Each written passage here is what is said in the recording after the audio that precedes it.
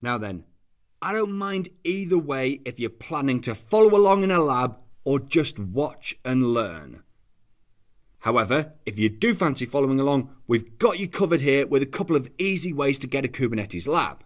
So we'll go about it like this. I'll walk you through getting Docker Desktop on your local machine. It's really easy. You get a single node Kubernetes cluster and you get the kubectl command line tool. But it is a bit limited in some of the later examples, like it doesn't integrate with a cloud load balancer. But it's free and easy, so I guess a bit of a trade-off. Anyway, after that, we'll look at Linode Kubernetes Engine for a bit more of a fuller experience. So like this'll what I'll be rocking with on my laptop when I do all the demos, and it does the full load balancer thing. Well, after that, I'll show you how to get the course files from GitHub, and then we'll be on our way. Okay, so Docker Desktop is hands down the easiest way to get Kubernetes on your local machine. I mean, yeah, it's got limits, but it is super easy and super slick. Now, a few quick things. Docker absolutely supports Kubernetes, and Kubernetes works perfectly with Docker. So just in case you've heard about Kubernetes dropping support for Docker, I get it, it's confusing and maybe worrying. But you know what? It basically dropped support for the full-fat, overly bloated Docker daemon as a runtime. And that's proper jargon, right? But look, it was just super low-level stuff that was a whole fuss kind of about nothing.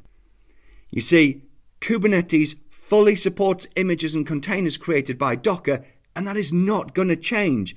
And then on the flip side, Docker fully supports Kubernetes. Like the Kubernetes cluster you'll get here with Docker Desktop, it is a fully compliant Kubernetes cluster. Okay, well, another thing that caused a ruckus in the community, yes, it's true that in certain circumstances you have to pay for Docker Desktop. But you know what? That's only if you're using it for work and your company has more than 250 people or it turns over more than $10 million per year. So, for us right now, like for personal learning use, no probs, it is totally free.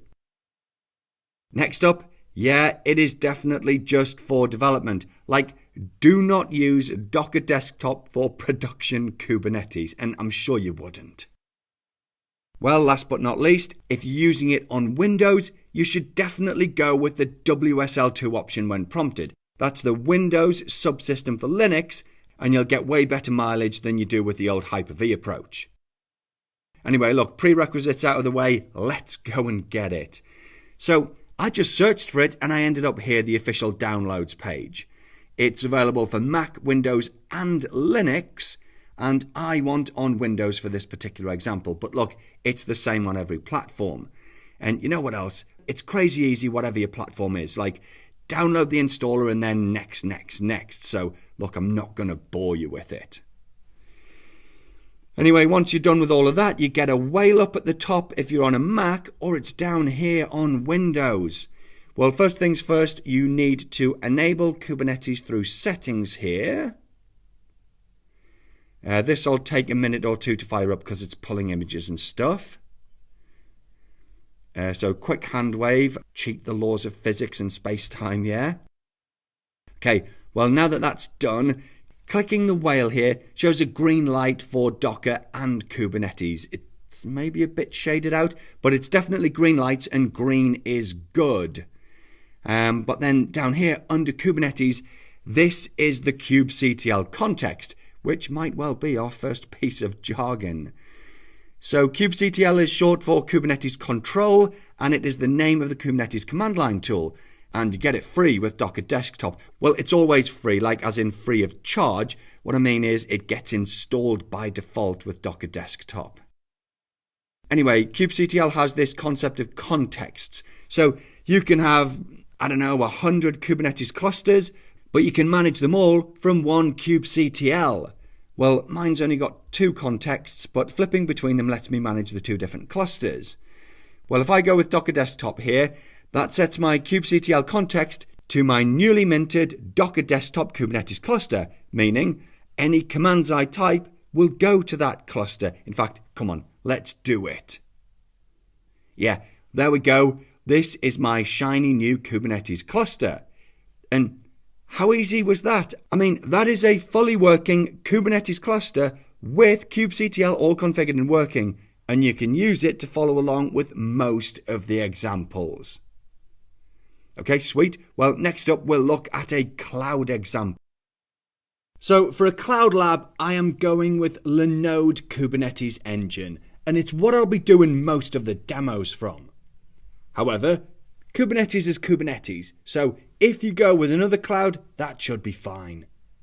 Anyway, I'm choosing Linode because it is about as simple and easy as it gets. Now, before diving in the last module we introduced the idea of hosted Kubernetes, where your cloud provider does all of the control plane stuff. Well, as you're about to see, I'll get access to worker nodes and an API endpoint, but that's it.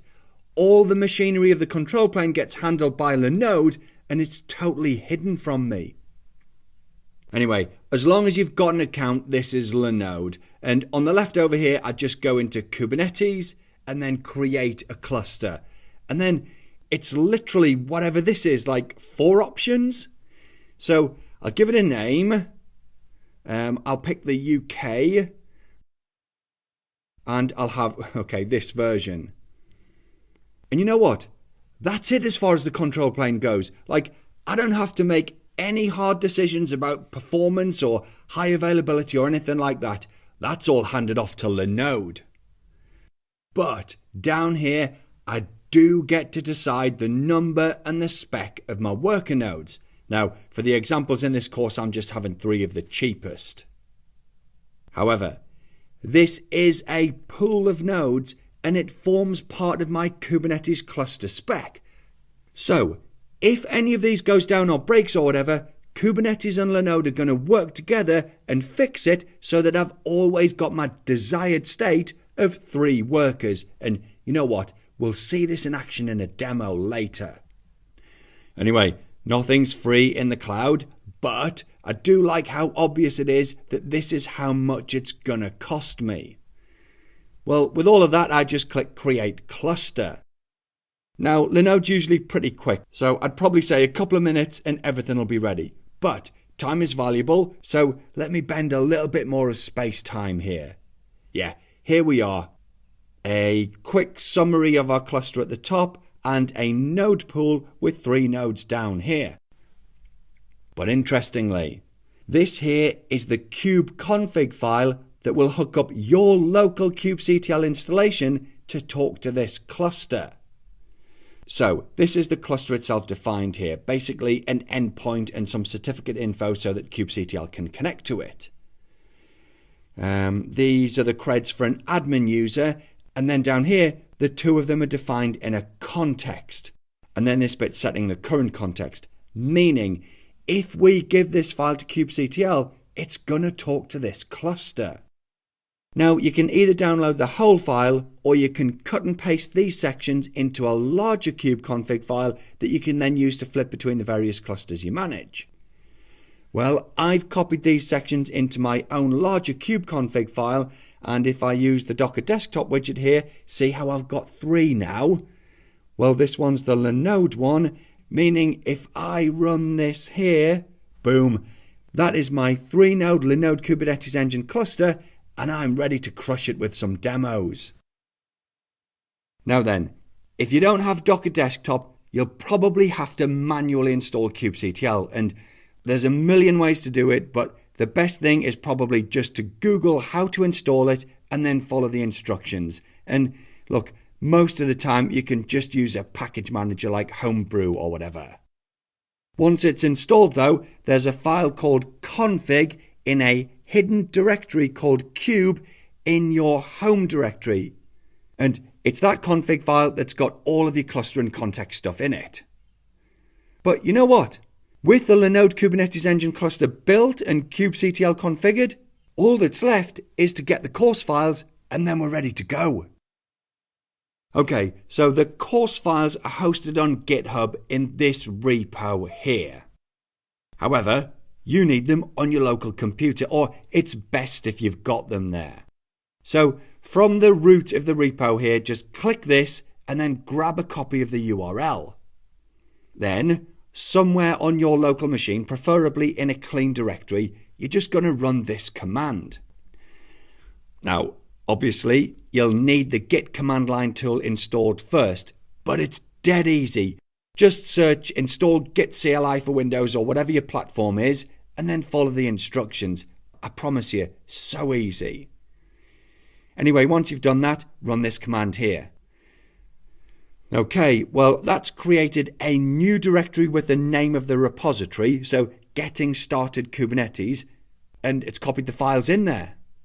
So if I change into that directory, quick listing, yeah, there we go. And honestly, you're now ready to follow along. So let's go and deploy an app. Alright, time for some proper hands-on. And this is how we're going to run with this module. We'll start out by looking at the end-to-end process of taking an app from source code all the way through to running on Kubernetes. Once we're cool with that, we'll look at how to declaratively describe an app in a Kubernetes YAML file. Then we'll deploy it and do some checks. Now, when we're done with that, we'll have a quick look at what a multi-container pod looks like, and then we'll do a quick recap. So, come on, let's do this. Okay, the process of building and deploying an app to Kubernetes is pretty much this. You start with app code, build it into a container image, store that in a repo, define it in a Kubernetes manifest file, and post it to the API server. And at that point, that's us done. Kubernetes does the rest. Now, we're going to be focusing mainly on the latter parts, but I do want to give a proper rounded picture, so I'm going to run through these early bits real quick. So the course's GitHub repo has this app folder with some app code. In fact, this here is the main piece of app code. Now, we're not really bothered about the detail, we just need to know that it's a Node web app that listens on port 8080 here, and then it's got some HTML and other stuff in here. Magic. Honestly, that's really all we need to know. Well, here on my computer, I've got a terminal up and I'm going to clone the repo. Now, if you've never done this before, don't stress. It's just downloading the app and the stuff from GitHub so that I've got it on my computer. Right, so that's created a new directory called Getting Started Kubernetes. And I need to switch into there. And then the app folder. Oh, and V1. Yeah, so that's the app code, and this file here called Docker file, which actually if we take a quick look, make that a bit bigger, it's just a set of simple instructions telling Docker, or whatever your favorite build engine is, it's telling it how to build the app into a container image. So it's saying we'll start by grabbing this image here, don't really care about the label, we'll copy in everything in the current directory into src in the container, so that'll be copying in the app, yeah? We'll install the app in the container, this is the port we'll be using, and this is how to start the app when the container gets created. Now, check out this course here if you want the detail, but for us right now, we don't really need to know it. I mean, it's always good if you do, but if you don't stress. But if you want it, then this course is where you need to go. Anyway, so from within this app v1 directory, I've got Docker running on my computer, so I can just go Docker build. So build a Docker image, yeah. Tag it as belonging to my repo. We'll make this one version 1.0. And then the period here says the Docker file and all the app code that we need is in this current directory. Details, I know, but like I say, I wasn't planning to include this, but I thought it might be useful, like help round out the picture, yeah? Anyway, look, that's building, but time is short, so I'm going to mess with physics and bend space-time. And that is done. So, we've taken some app code and built it into a container image. Now to push it to a registry. And for the examples, actually, we're going to be using Docker Hub. Now, in the real world, especially production environments, there's a solid chance you'll be using your own private registry or maybe something provided by your cloud. But we'll get to details later. At this point in the flow, the image is on Docker Hub and ready to be used. In fact, it's this one here. These others are for later in the course, so don't worry. Well, look, from a developer and an ops perspective, the image contains all the code and the dependencies to run the app. So everything is in there. code, libraries, the whole shebang. Well, the next step is to declaratively define what we want the app to look like in a YAML manifest file. Now, in this module, we're going to define it as a standalone pod. Later in the course, we'll give it superpowers through a deployment. But yeah, we define it in a YAML file and then we post that to the API server. And at that point, we're done. It's then over to Kubernetes to fire it up and keep it running. Well, you know what? That is the big picture. You ready to do this properly? Come on. Okay, so straight to the good stuff. This here is our very first Kubernetes manifest file, and you know what? It's a nice easy one to ease you in. Now, if you're following along, it's called pod.yaml in the pods folder of the GitHub repo. Well, going from the top, API version is 1. Now then, 2 things worth knowing. Anytime you see a 1 like this, it means the feature is GA and considered stable. So, pods are GA, and you'd hope so, right? I mean, they're a core construct and they've been around since the very beginning of Kubernetes. But this is probably as good a time as any to mention the different stages an object goes through before it's considered GA and stable.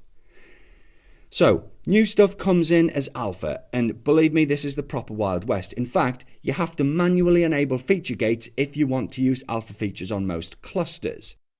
Like, they're mainly for testing and prototyping, and really, you've got to expect a lot of stuff to change before anything alpha reaches GA.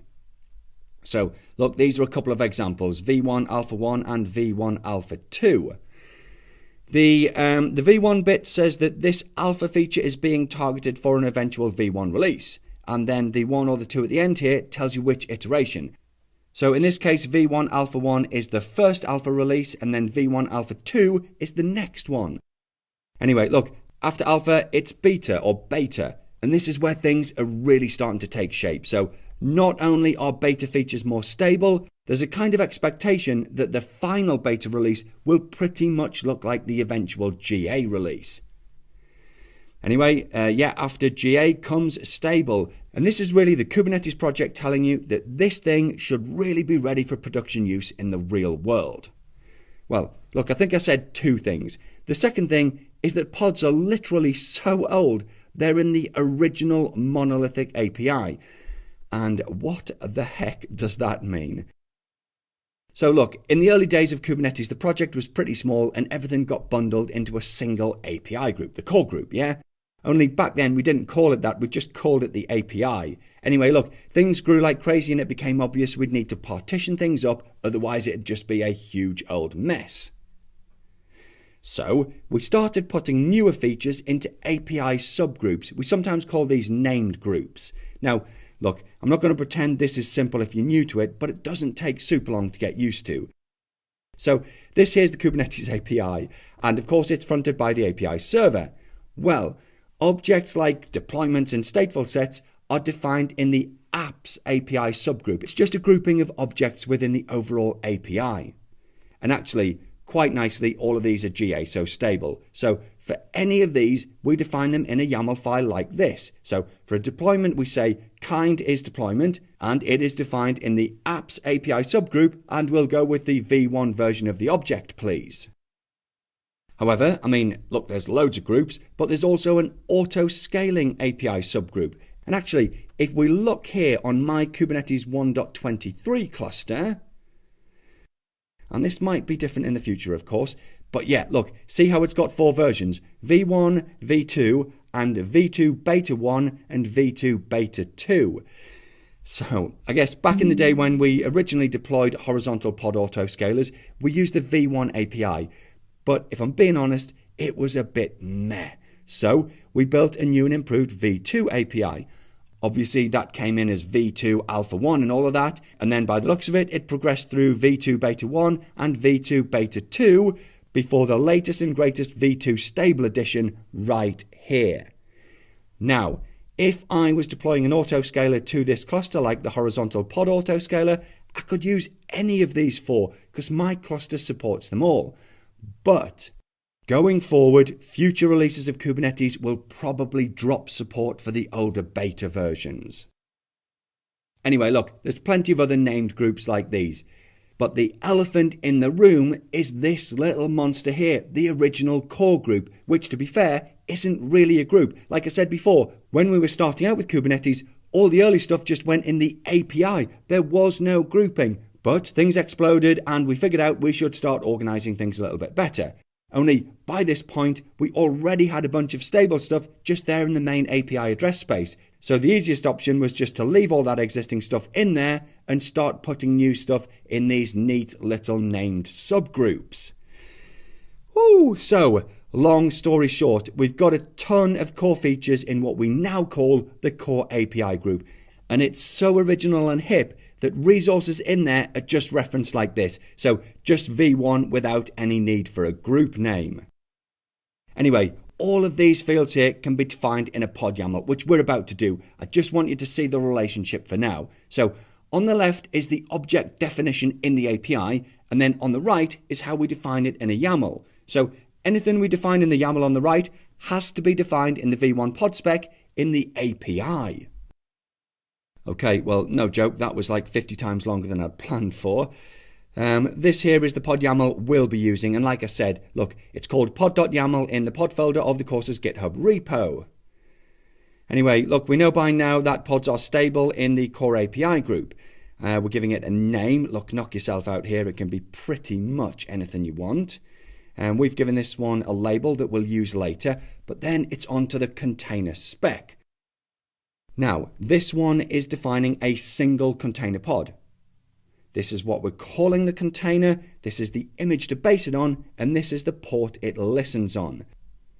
Now then, bringing this back to the pictures we've been looking at, this block here is the container running the app, but then wrapping around the container are these, whatever they are, 5 or 6 lines of pod wrapper. Magic. Now, a couple of quick things before we deploy it.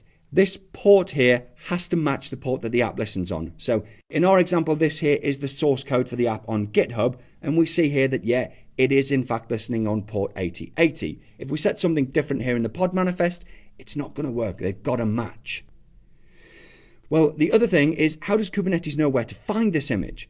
Well, by default, images are pulled from Docker Hub. So if you don't stick the DNS name of a different registry on the front here, it's going to pull from Docker Hub. Sweet, okay, but talk is cheap. Come on, let's do this. Right then, I'm here on a machine with kubectl installed and fully configured to talk to my Kubernetes cluster. Now, Kubernetes is Kubernetes, at least for the most part, so it really doesn't matter where this cluster is. Also, I cloned the GitHub repo in a previous lesson, so I've got all the YAML files and all the other stuff that I need here on my local machine. If you've not done that yet and you've got Git installed, just run this command here and then switch into the pods folder. Alright, look, to post this pod.yaml file to our cluster, and look, the file can have any name you want, by the way, you don't have to call it pod.yaml, but to get it to the cluster, we just go kubectl apply, then -f to tell it we're deploying declaratively from a manifest file, and then it's the name of the file. Now, look, when I hit return here, kubectl is going to send that file to the API server. The request will be authenticated and authorized, the config will get persisted to the cluster store, and the scheduler will assign the pod to a node. Okay, well, off that goes. Now then, look, 2 commands that'll become your best friends are kubectl get and kubectl describe. So kubectl get pods here with a watch on it is going to show us the state of all pods in our namespace. And look, namespaces are just a way to logically partition a cluster. We're in the default, so don't worry about it. Anyway, we see the hello pod and container creating. This probably means it's pulling the image from Docker Hub or something. Okay, well look, that is now running, which if we run that again, but this time I will slap on the O wide flag. Brilliant. We get these extra columns which can be pretty useful. In fact, this here is the node that the pod's running on, and this is the pod's IP. Now, real quick, anytime I say node, I'm referring to a worker node in our cluster that is like a Windows or a Linux cloud instance or virtual machine or whatever. They're different to pods. Pods are what run our applications. So pods run on nodes. Think of pods as apps and nodes as infrastructure. And look, we quite often use the terms worker and node to mean the same thing.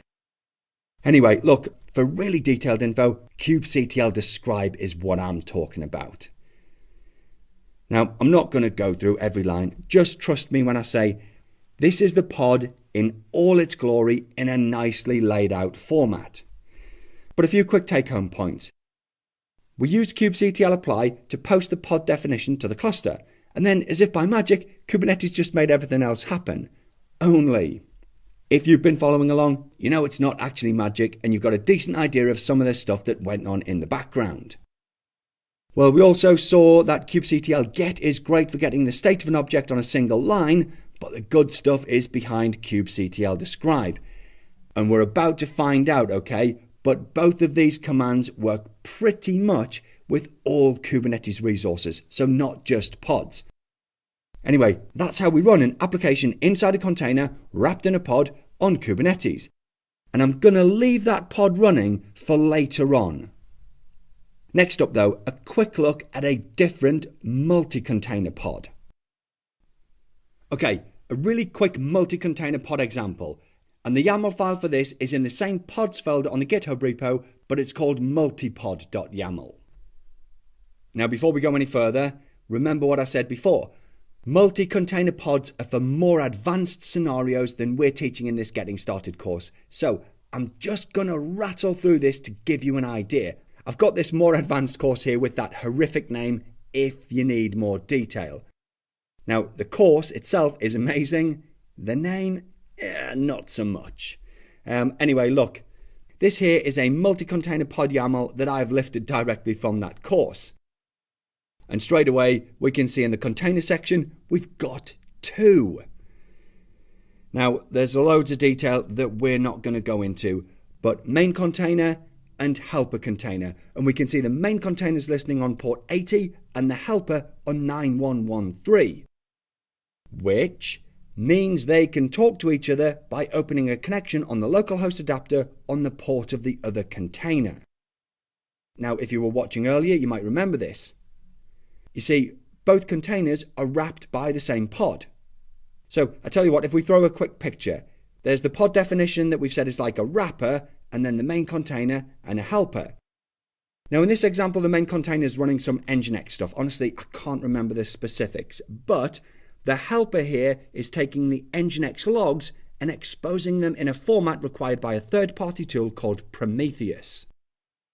So I think the important thing to remember here is that this is a complementary relationship. Nginx is churning out logs. Well, it's serving a web page, yeah? But in the background, it's churning out logs. Only Prometheus can't read Nginx logs, so we've got a sidecar container that converts them into a format Prometheus likes. And look, if you want to, you can deploy it like the previous pod just by going kubectl apply-f and then the name of the file. In fact, look, why not? Let's do this. So kubectl apply-f and multipod.yaml. Okay, so if we run that, kubectl get pods with a watch again. Okay, container creating and 0 out of 2 ready. So right away, a single line representing a single pod, but with 2 containers. And yeah, that is a multi-container pod. But we're not going to be using this, so let's clean it up. And we do that with either a kubectl delete pod and then the name of the pod, or we can go kubectl delete -f and give it the name of the file that we deployed from. Magic. Let's do a quick recap of what we've learned.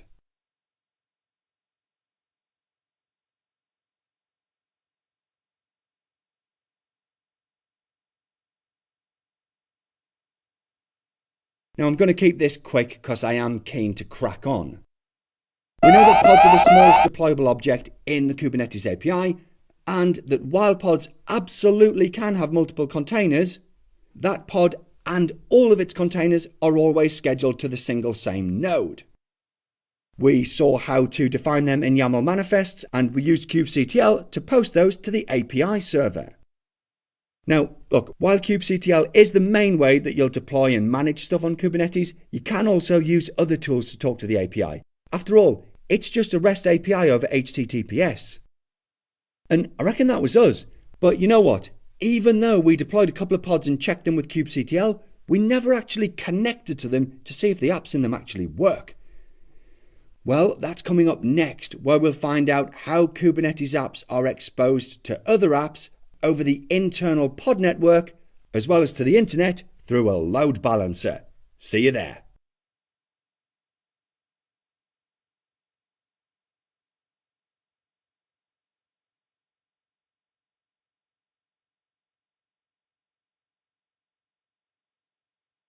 Alright then, in this module we're going to look at the Kubernetes service object, the way in Kubernetes to expose applications. Okay, well we'll slice it like this. We'll cover off the necessary theory, then we'll apply a service to the web app that we deployed in the previous module, the one that's still running hopefully. And we'll do it in two ways. First up, we'll do it the imperative way. So this is the way that Kubernetes does not prefer, but it's good to know it. Anyway, then we'll do the same again, but the declarative way. Now, look, we're doing it both ways because as much as you should prefer the declarative method, it's often useful to see multiple ways of doing things. Anyway, look, then we'll mention a real-world example or two, and we'll wrap the module with a quick summary. So, let's get cracking.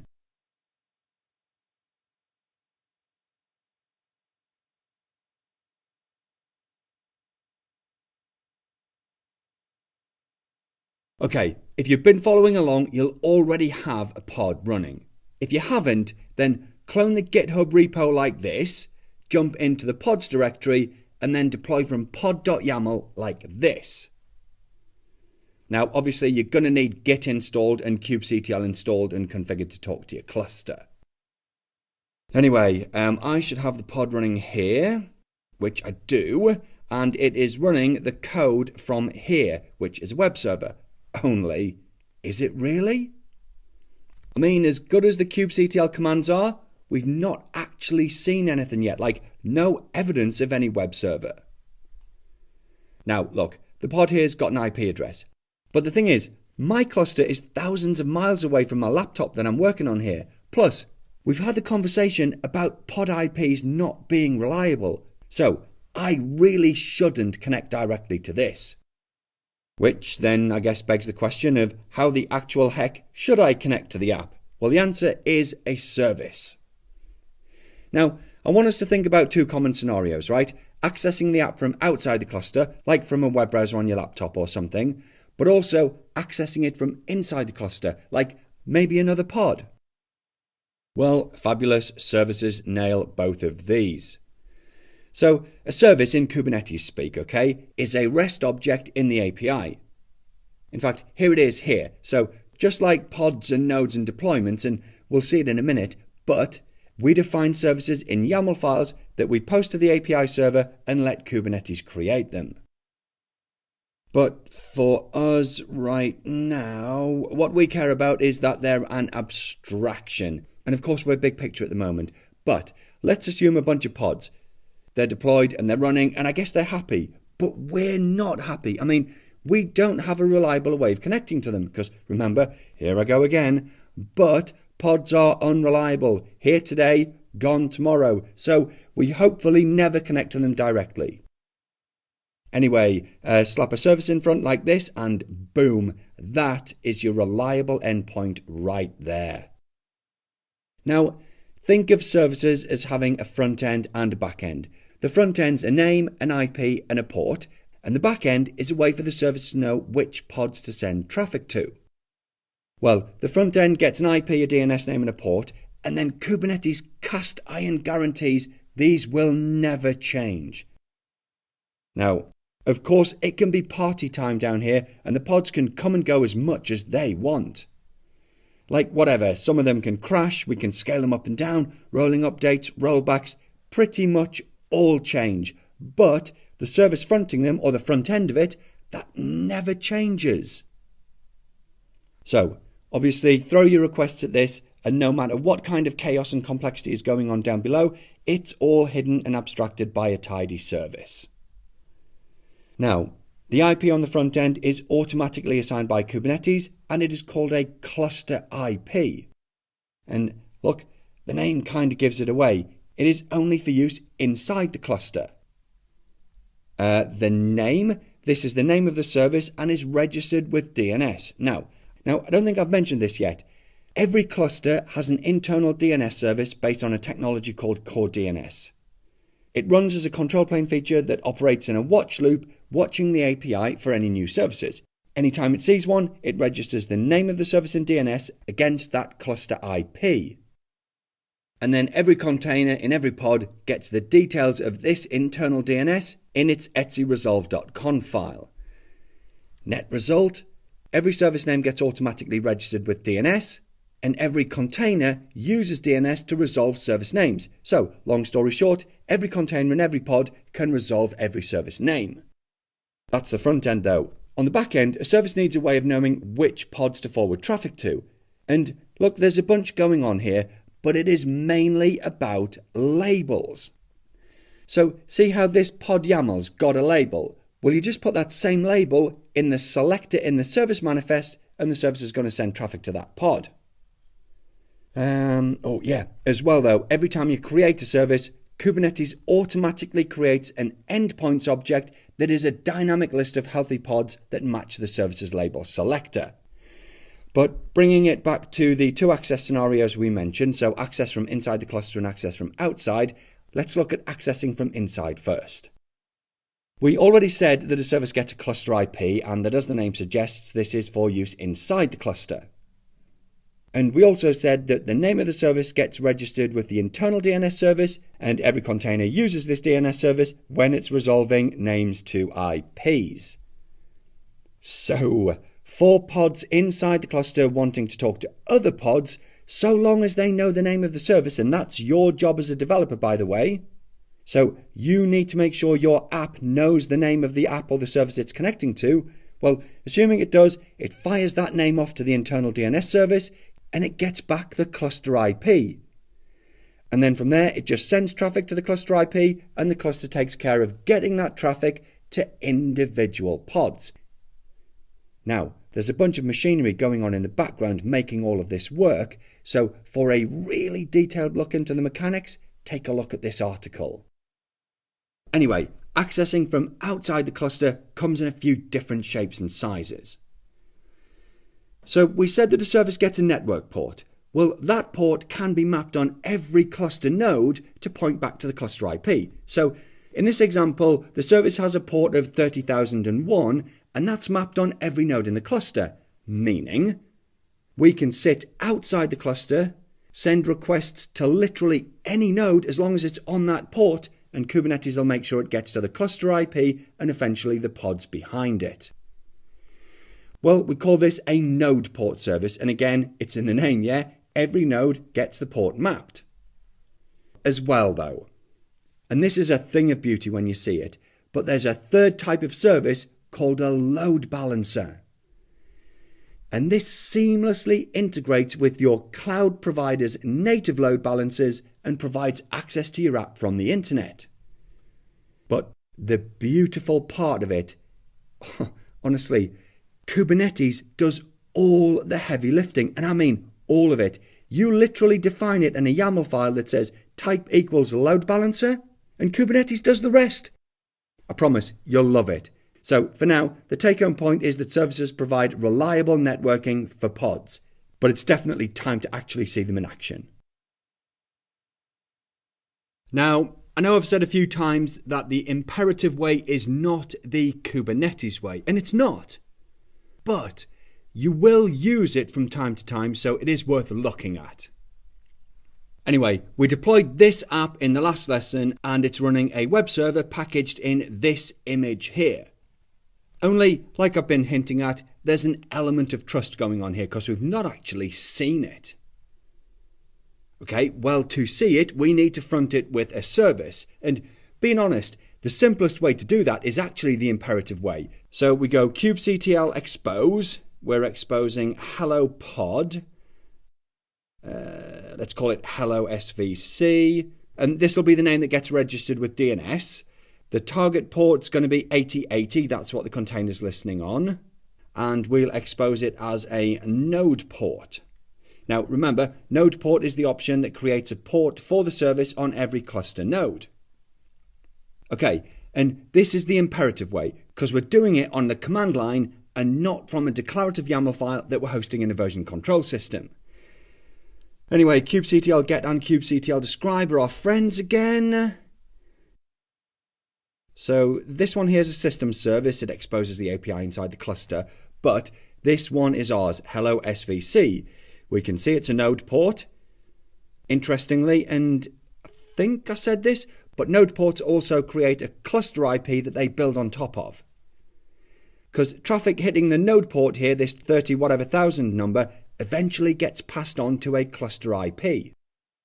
Anyway, we can now hit any node in the cluster on this port and reach the web server. So I'll have a copy of that. And this is the cloud backend for my particular cluster on Linode. Yours might be different depending on where your cluster is. But what we're looking for here is the public IP of any cluster node. Now, by public IP, I mean an IP address that you can reach from anywhere that you're running a web browser. So an IP address that's routable on the internet. Now, yeah, okay, if you're on Docker Desktop or Minikube or something, you're probably going to use localhost.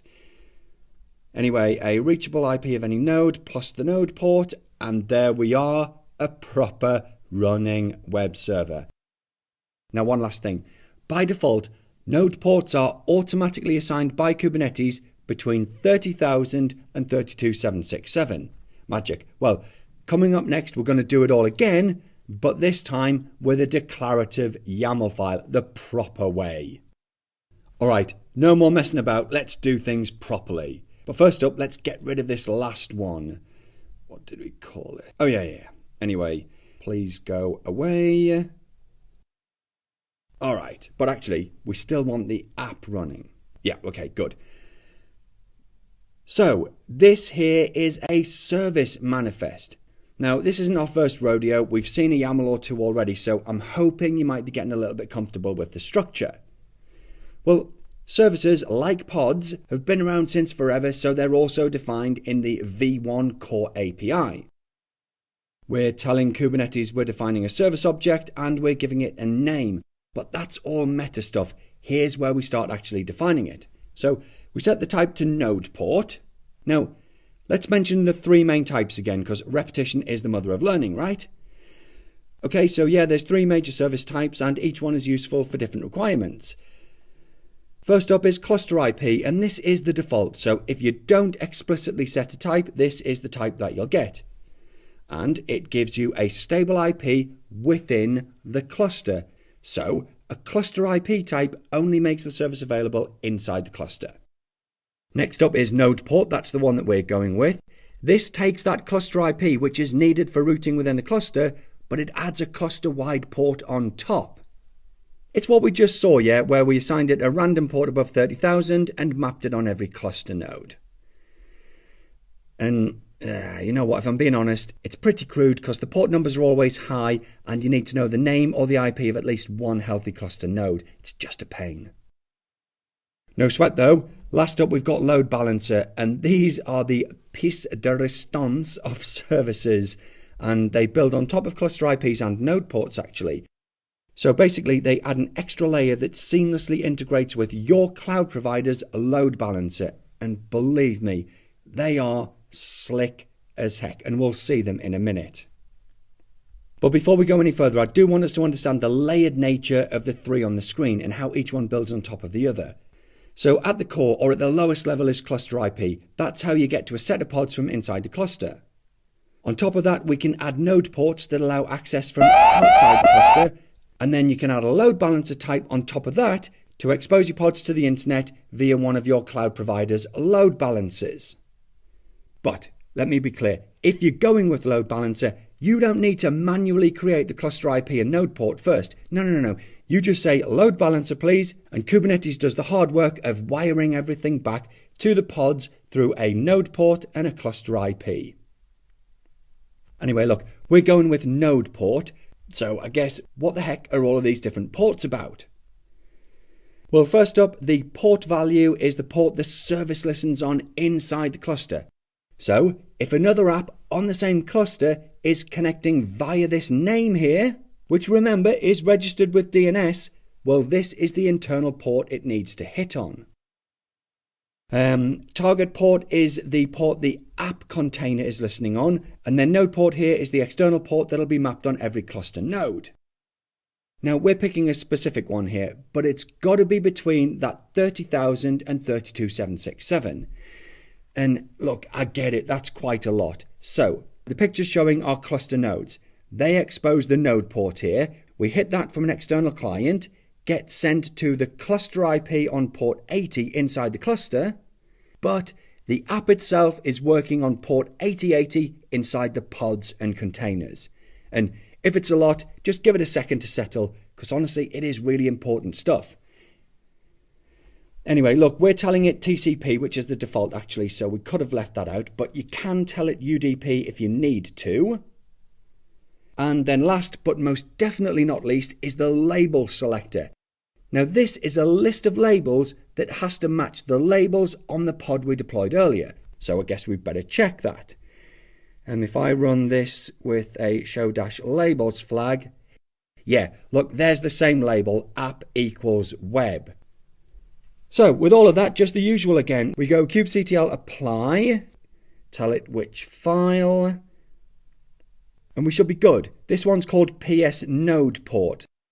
So again, we can throw our usual get and describe commands at it. I think I'll just go straight for describe this time. It was PS NodePort. Alright, so this is a nicely formatted view of what we put in the YAML file. So we can see the type is NodePort. This is the cluster IP. This is the internal cluster port you're accessing from inside the cluster. This is what the app's listening on inside the pods and containers. And then this is the port we can hit the nodes from on the outside. Oh, as well, look, we can actually see the endpoints here. So this is the list of healthy pod IPs that match the label selector. And if we look close, see how it matches the target port? Brilliant. Anyway, same as last time, we grab the name or IP of a cluster node. Yours is going to look different. And again, Docker Desktop and Minikube are probably going to be local host. But we just whack that into a browser. The node port was 3 and all the ones. And same as last time, yeah? Only this time we did it the proper Kubernetes declarative way. Now real quick, remember we said that when we create a service, Kubernetes also creates an endpoints object, and that holds all the pod IPs that match the label selector, and it gets updated on the fly whenever pods come and go. Well, we can see these as well with the normal kubectl commands. And there we go. Each endpoint object gets a name identical to the service that it works with, and this is the IP of our solitary pod that we've got deployed. Alright, sweet. Well, last but most definitely not least again, let's see how unbelievably simple it is to wire all of this into a cloud load balancer. Okay, we're about to integrate a service with a cloud load balancer. So create a high performance, highly available internet facing load balancer with a public IP and have it route traffic all the way back to our app running in a container inside a pod on Kubernetes. And I promise you, it's actually the easiest of all the 3 service types. It is properly magic. However, this is only going to work if you are following along on a cloud. So if you're on Docker Desktop or Minikube, sorry, take a break and just watch for a bit. So we're going YAML style again, so declarative. And the stuff at the top here we already know. But then for type, we're saying load balancer. We're configuring it to listen on port 80 and then map traffic all the way back to our app, which remember is the same app and it's listening on 8080. And then of course the selectors are the same, yeah? I mean, it's just a service at the end of the day. Well, I said it was easy, so I'll tell you what, let's just give it a go. Give it a quick check. There we go. Now, because I'm running this on a public cloud with supported load balancers, this here is the public IP of the load balancer that it's already created. Now wait, hold up just one freaking second. From this simple YAML, we've already got a fully configured, all singing, all dancing load balancer with a public IP. And I'm sorry, that's just outrageous, but we better check it. So I'll have this IP here. And oh my goodness, it works. Now, let me be clear. Well, a couple of things actually. This only works on clouds with supported load balancers, but honestly these days pretty much every cloud works. And what's happening is that you post the YAML to Kubernetes, Kubernetes sees it's requesting a load balancer service, and it goes and talks to the cloud, and it does all the hard work of provisioning the load balancer with the public IP address and everything, and it builds everything required so that traffic hitting it on the right port, which for us is 80, gets routed or routed all the way to the app on our private Kubernetes cluster. And you know what? If we take a quick look at my cloud backend, I'm on Linode, remember, but it could just as easily be any other cloud. This is my load balancer here, and I didn't create this. Kubernetes did, and I'm actually kind of glad, because if we look at all of this config, yeah, I'd definitely rather Kubernetes did this than me. But you know what? As complicated as it might look, we're seeing stuff that we know, yeah? Come in on port 80, I guess some health check stuff. But then here, yep, 3 nodes, and all 3 on this high-numbered NodePort. So, the load balancer has a highly available public IP. We hit that.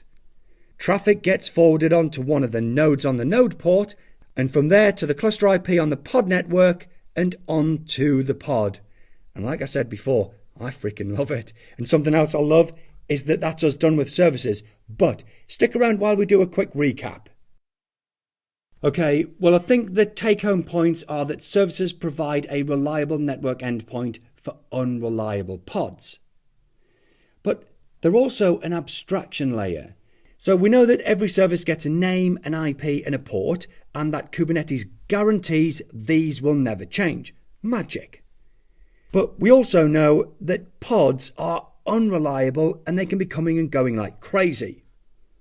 So instead of pointing clients and apps directly at pods, we point them to the service, and then the service is clever enough to watch the pods and know which ones are present and healthy and send traffic to those ones.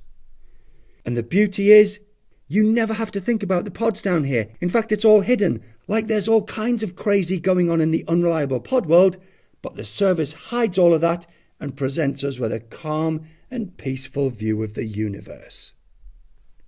Now, we also said there's a few types of service. ClusterIP is for accessing pods from within the cluster. NodePort enables external access via a high-numbered port on any cluster node. And LoadBalancer exposes pods to the internet via cloud-based load balancers. And that's us done for now on services. Next up, the last module, and we have definitely saved the best for last. Kubernetes deployments. Alright then, this is the good stuff, right? Like, this is where I think we really start to see what Kubernetes is about. So far in the course we've nailed the architecture and the theory of Kubernetes. We know how to run containerized apps in pods and expose them to the world. And along the way, we've talked a bit about the declarative model and desired state. Well, look, that's all good and important. It really is. But this here is where the rubber meets the road, or where we're about to put the pedal to the metal and see all of this self-healing and scaling and rolling update magic that I've been hinting about the entire course. Well, look, this is how we're about to do this. We'll do a quick bit of theory. But you know what? Then we'll be straight into the examples. We'll start out with a look at a deployment YAML file, and then we'll deploy it. Then we'll break some stuff, and we'll see what this self-healing is all about. Then we'll look at scaling, and I think last but not least, go out in a blaze of glory performing a zero downtime rolling update and a versioned rollback. Sound like a plan?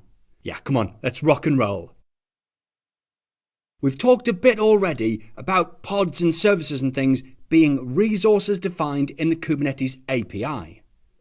Well, the same goes for deployments with a capital D. They are full-on resources in the Kubernetes API. In fact, they're in the Apps API subgroup. Anyway, the reason we have them is the stuff I've been banging on about all throughout the course. Self-healing, scaling, rollouts, and rollbacks. Now, look, at the center of everything is the application. We wrap that in a container, wrap that in a pod, and then we wrap pods in deployments. Only, actually, like we said before, in between the pod and the deployment is another object called a replica set, and the responsibilities of each are divided like this. So it's actually the replica set that does the self-healing and scaling stuff. And then the deployment, that's in charge of rollouts and rollbacks. But the thing is, before that, replica sets are also full-on API objects. So like there's a replica set controller on the control plane running a watch loop and taking care of the self-healing and the scaling. So it's like, hey Kubernetes, I need 5 replicas of whatever pod, but no matter what.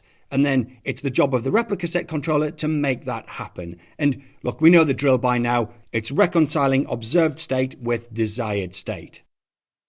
But the thing is, we never deal directly with replica sets because the way a deployment wraps around them, we just deal with the deployment and then the deployment handles all the replica set stuff behind the scenes. In fact, you know what? It's easy to kind of forget about replica sets.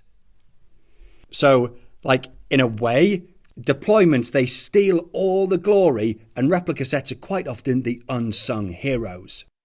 Well, look, this is the flow. We create a deployment YAML with the desired state of the app. We post that as a request to the API server where it's authenticated and authorized. Assuming that goes well, then the config is stored in the cluster store as a record of intent or desired state. And then the 5 pods or whatever get scheduled to nodes in the cluster. Then in the background, there's a replica set controller making sure there's always the right number of the right pod. When there is, well, we know the drill by now, it's all peace and harmony. Only, let's say you update the app with a new version of the image. I don't know, it's got a new fix or something, right? Well, to do that, obviously we create the new image and we host it on a registry and all of that jazz, yeah? But then we update the existing deployment YAML and have it reference the new image. Once we do that, we post it to the API server, and look, we'll do all of this in a minute, so bear with me. But Kubernetes creates a new replica set. So we've got 2 now. One defines 5 pods on the old image version, and the other says 5 pods with the new image.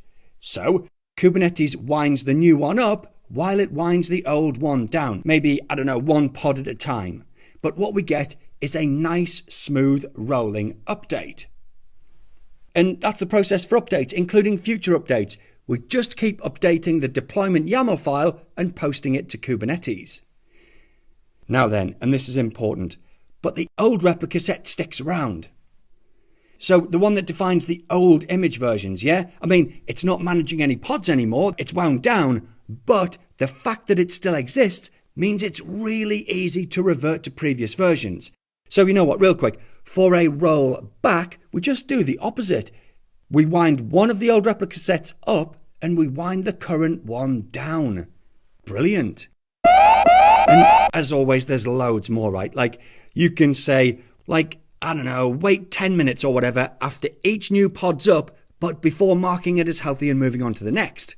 Then there's liveness probes, readiness probes, startup probes, all kinds of things. Proper good stuff. But that's enough talking. Come on, let's actually do it. Okay, we're going to create a brand new Kubernetes deployment from a YAML file. Now, we've got some stuff already running. So there's 2 services here, and then we should have a pod. Yeah. Now, I actually want the services for the demo, but I don't want the pod. Okay. Well, we've got a YAML file again, and it's in the course repo called deploy.yaml in the deployments folder. But it's the same old, same old. We've got that we're creating a deployment based on the v1 spec of the API in this API subgroup. Now, if you've been following along, you'll recognize this. Anyway, we're giving it a name and a label, and this label here actually does not have anything to do with services selecting on the pods. We'll get to that in a minute. I think next up, though, is replicas, and we want 5. So, to be clear, that's going to create 5 identical pods running this image here. And look, the image is the same one we've been running throughout the course. Well, this line here says to always pull the image from a registry, like, I don't know, don't use a local copy of the image, just in case someone's got malicious code onto the node and given it this image name. Basically, by saying always pull it from the registry, we're a little more sure that we're getting the right software, especially if we're signing and verifying images when we pull them. Anyway, what else? Oh, yeah. Deployments have label selectors just like services. So this is how the deployment knows which pods to work on when it does things like rolling updates. And we'll see it in a second. But right now, we need to know that the selector here has to match the labels in the template down here, which can be kind of confusing, actually. So let me make this a bit smaller. Okay, the container section down here has the container spec. Then these lines above it are the pod spec, and then everything up here is the deployment spec. So the label selector here in the deployment spec must match the labels down here in the pod spec. It's so the deployment can manage the right pods, yeah? Well, this label up here that we saw right at the beginning, it's just to maybe filter command line stuff or other high level tools for grouping and the likes. Basically, for us in our demos, we only care about these two matching. Anyway, look, we are defining a deployment, giving it a name and a label. We want 5 pods or replicas. This is telling it which pods on the cluster it's going to be managing. The labels here have to match that selector, and then this is the app or the container to run. Marvelous, well, time to deploy it. Alright, if you've been following along, you'll have 2 services running, and we're going to use this one. If you don't, like maybe you haven't been following along, then just run this command here from within the services folder of the GitHub repo. If you need to get the repo, then it's this command here. Anyway, look, in the deployments folder where this deploy.yaml file lives, and it's just the one that we were looking at a second ago, but we apply it like this. And away that goes. Now, it's a small image, so it's not going to take long before we've got our 5 pod replicas up and running. Yeah, magic. But deployments are full-on API resources, so we can inspect them as well. Brilliant. So 5 pods running. But remember we mentioned replica sets. Well, check this out. Yeah, there's our replica set. We want 5 replicas. We've got 5 and 5 are ready. Only we didn't create this, the replica set, or not directly. The deployment created it for us. In fact, see how its name is based on the name of the deployment, and then this bit on the end here is a cryptographic hash of the pod spec. I love that. So let's have a look actually. Here in the YAML, this bit is what we call the pod spec. It defines things like the image and the port and all that kind of stuff.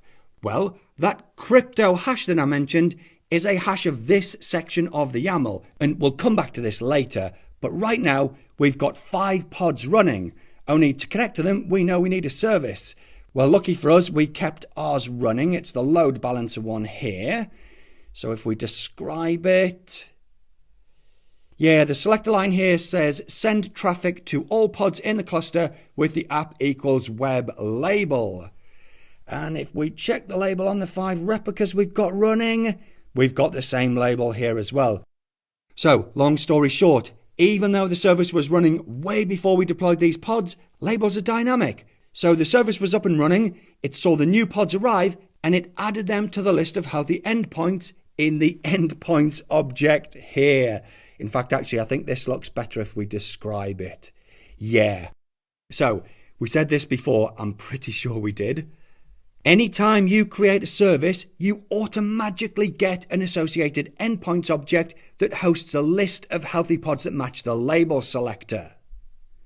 Well, that's this list here. These are our 5 replicas. Anyway, tell you what, let's have that service's public IP. I'll have that. And we should be able to reach our service again. Oh, I love it. So, brilliant. We deployed 5 web servers via a deployment object. We checked it out and we know that we've got 5. And we've also proved that old services from the previous lesson work with the new pods because the labels match. Woo, brilliant stuff. But you know what? We've not seen anything cool yet. So let's change that by looking at some self-healing and scaling. Okay, so by now I'm thinking you've got the fundamentals and we can rattle through things. So we've got 5 pods running that are managed by deployment and a replica set. So stuff on the control plane, watching the cluster and making sure that everything matches our desired state of 5 pods. So I tell you what, let's turn this world on its head and obliterate one of the pods.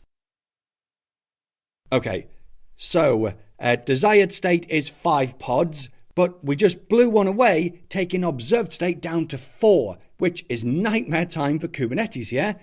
Only if we run that get pods again, that looks a lot like 5 to me, and it is. That replica set controller is no slouch. It observed the actual state of the cluster vary from desired state, and it fixed it. In fact, this pod here has been running way shorter than the others, so the other 4 are the originals, and then this one's the one the replica set just spun up.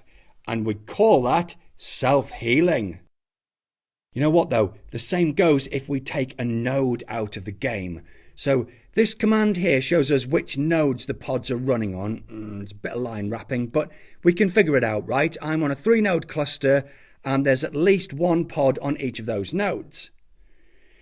So on the cloud back end here, let's drop one of those nodes that is running some pods. Now, okay, this might actually take a minute or 2 to happen, but in not a long time, the node is going to disappear and it'll take with it whatever pods it was running. All good though, the replica set controller is going to see that and it's going to fire up however many pods it needs to get us back to our desired state of 5. And look, there we go. We've asked for 5 and we've got 5. And if we look at the nodes here, we're back to 3. So, as well as getting us back to 5 pods, Kubernetes worked with my cloud platform to get us back to my desired state of 3 nodes. And the beautiful thing, I did nothing. Well, look, I mean, I broke this stuff, but breaking stuff's easy. Kubernetes did all the hard bits of fixing it. Now, onto the point of scaling. We've currently got 5 pods, but I don't know, let's say we're about to run a promotion and we know we need more capacity. Easy. We just open up that same deployment YAML file, which I really hope we're keeping in a version control system in the real world. But once that's open, we change this value here to, I don't know, 10. Save our changes and re-post it to the cluster. And I hope as if by magic, yeah, look, we're already at 10 pods and we can see some are newer than the others. Well, guess what? The same goes for scaling down. Edit the same YAML again. We'll drop this down to 2 this time. Save again and reapply again. And there we go. 2 replicas, or it will be soon. And honestly, that could not be easier. So, self-healing and scaling are baked right into Kubernetes, and they're simply enough for a getting started course. But you know what? Time for one last demo. Rolling updates and versioned rollbacks. Right then, let's finish in style. We've currently got 2 replicas of a pod based on this 1.0 image version here. So first things first, and this is just to help with the demos, but I'm going to crank this back up to 10. Give it a save. Quick redeploy. Well, back to this YAML file here. I said a while back that replica sets handle replicas and self-healing, and that deployments are in charge of update stuff. Well, in the deployment YAML here, I'm going to add a small chunk of code at the bottom of the deployment spec, but above the pod template. Now, look, the full code's already in the repo in a file called deploy-complete.yaml, just in case you don't fancy cutting and pasting text. I don't know, maybe you get the indentation wrong or something. Anyway, strategy rolling update says that any time we update the image down here, or I think to be fair, any time we update anything in the container spec, well, instead of deleting all the existing pods and replacing them lock stock in one go with 10 new ones, let's do it all as a methodical rolling update. Which, with this setting here, says, well, actually we need this value here first. So our desired state is 10 pods, so that's our baseline. Well, max unavailable 0 says while performing an update, we can have at the most 0 less than 10, so we can never drop below 10. And then max surge 1 says we're allowed to bump up 1 more than our desired state, so we can go up to 11 during the update.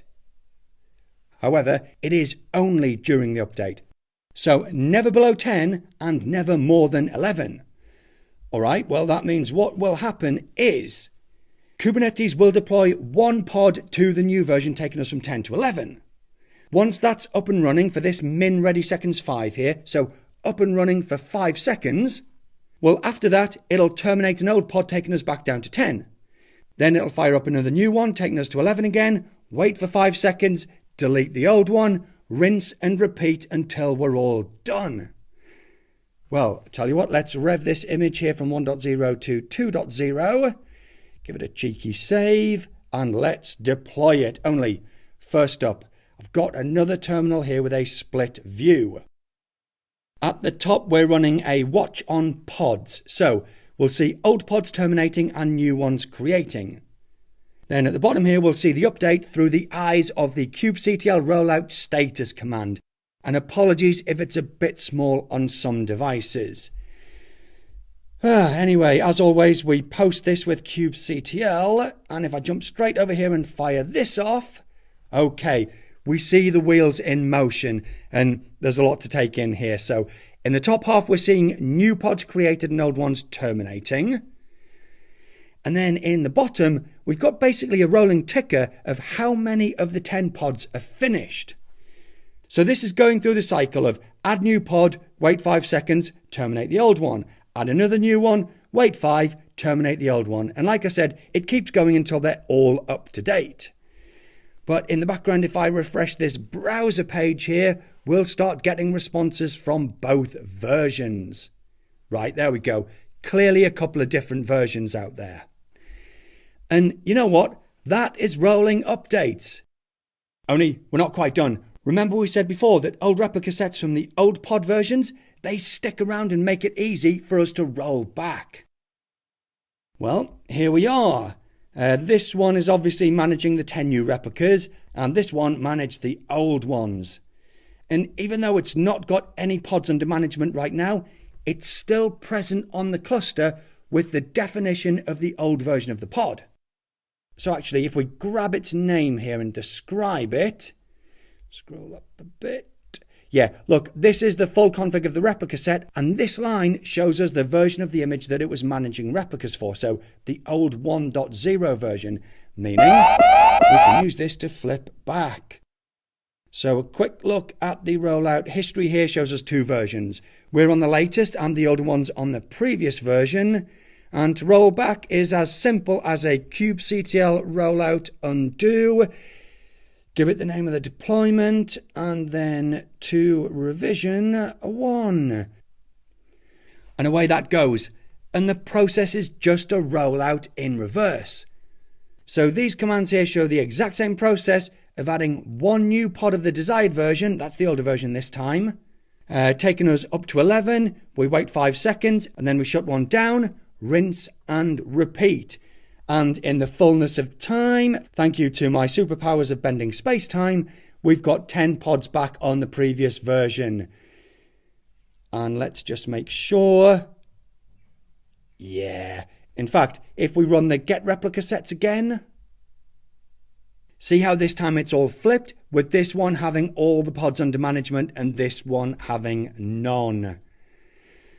Whew, so like we said, rolling back was a simple case of winding this one down one at a time and this one up one at a time. Dead easy. And of course, back in the YAML here, if we set the values differently, we can get it to roll through updates and rollbacks or whatever, slower or more or less pods at a time, whatever. Yeah, we've got good control. But that, folks, is rollouts and rollbacks. And of course, honestly, there's literally so much more. We're just exploring the tip of the iceberg. But saying that, I reckon for sure you've got the gist and enough to take your next steps. Speaking of which, coming up next, I've got a quick module on where you might want to go next in your epic Kubernetes journey. Don't miss it. Massive, massive congrats. You've done it. You've reached the end. And for me, this has been months of absolutely backbreaking work. So I feel like lying down and sleeping for a couple of days. But I really hope you're the opposite. I'm hoping you're itching to power ahead with more containers and more Kubernetes. But before we talk about how you might do that, right at the outset of the course, I said that when you get to this point, your mind would be blown with how much you've learned. And I genuinely hope that's the case. And it should be, because if you came into this with little or no Kubernetes knowledge, you now know what Kubernetes is, what desired state and declarative configs are. You've learned about control plane services, worker nodes, and even a bit about hosted Kubernetes. And that's not to mention pods and services and everything that deployments bring. And what a ride it was. So yeah, pat yourself on the back for making it to the end. And I'd love to know actually if it lived up to your expectations. But anyway, look, I really do hope it's only the start. And you know what? Taking your next steps could not be easier. Well, more than anything, I recommend getting your hands on. In fact, I can't recommend that enough. There is literally no substitute. And you know what? Look, an important part of hands-on is making mistakes and fixing stuff. Like, making mistakes is a good thing. They're opportunities to learn. Just make them in a lab, not in production, please. Recommendation, I highly recommend our CKAD learning path. So it's a handful of courses by myself and Dan. And you know what? Even if you're not a believer in certifications, no sweat. We built all the courses in a way to teach you how to use Kubernetes in the real world. So these are my number one recommendation for next steps in video courses after this. You should definitely give them a go. Now, if books are your things, I've got these. And I'm also personally a believer in learning through different methods or different formats. So, like mixing video courses with books. Anyway, look, most of these are bestsellers and they're in paperback and ebook. In fact, 3 of them are also in audio. And as long as you're not sick of my voice, I am reliably informed they're pretty decent as audio books. You. Feel free to reach out and connect, and I'm genuinely grateful you've spent your time with me. So, on that note, go and rock the